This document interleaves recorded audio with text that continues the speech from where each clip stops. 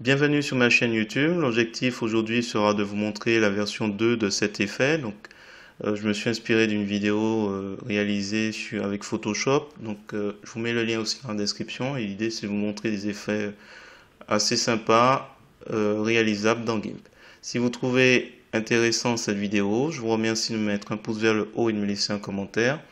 Et sur ce, je vous souhaite un bon visionnage. Alors c'est parti, nous voici sur GIMP, la version 2.10.32. Donc là, nous avions fait cet effet dans une version 1 et je vais vous montrer dans une version 2 comment on réalise cet effet. Donc si vous n'avez pas vu la version 1, c'est inspiré d'une vidéo avec Photoshop. Donc l'idée c'est d'aller chercher les photos. Je vous mets le lien dans les descriptions pour télécharger. Et là, on va télécharger, donc ouvrir une image en tant que calque, c'est important. Ouvrir, donc il va se mettre dans la version 2. Et je fais fichier, ouvrir en tant que calque pour chercher la deuxième. On va renommer les deux photos. Donc celui-là, ce sera bateau 2. Et celui-là, ville 2. Et comme la précédente vidéo, ville 2 est un petit peu limité en haut et en bas. On va prendre l'outil de mise à l'échelle et le plus important, c'est qu'on va cocher conserver le rapport et autour du centre. Comme ça, on clique, on augmente, on met à l'échelle, clic droit à la souris pour calque aux dimensions de l'image, comme ça, parfait. Donc là, à la différence de la version 1 où je mettais le bateau au-dessus et la ville en dessous, on va échanger les places. Hop, et on va mettre la ville par-dessus dans cette version 2.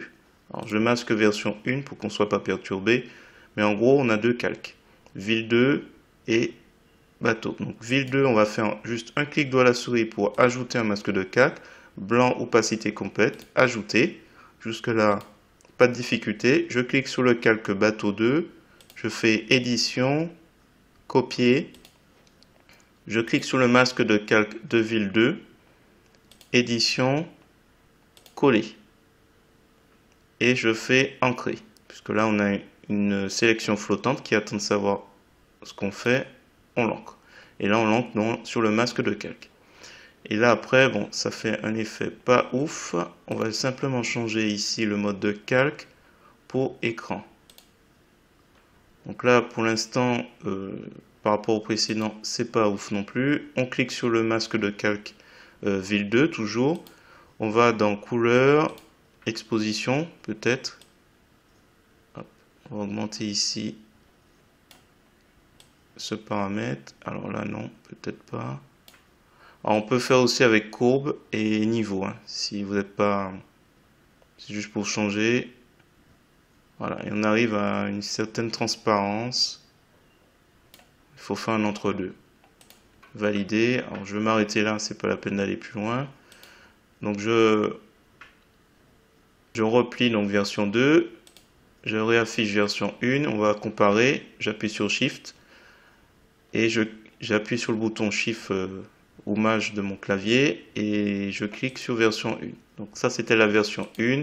Ça c'est la version 2. Donc là on remarque quand même une certaine différence au niveau de la transparence. Alors rien ne vous empêche sur le masque de calque de prendre l'outil pinceau, de prendre la couleur noire en couleur de premier plan, parce qu'il faut faire apparaître plutôt le bateau.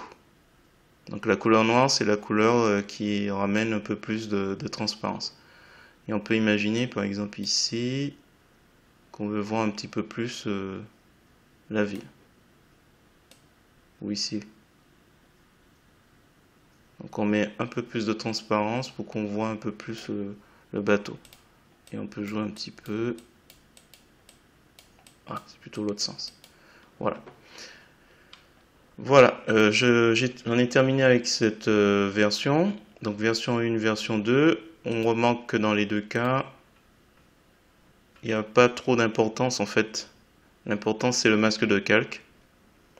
Et ce qui décide, grâce à un niveau entre le noir et le blanc, ce qu'on décide de mettre en transparence.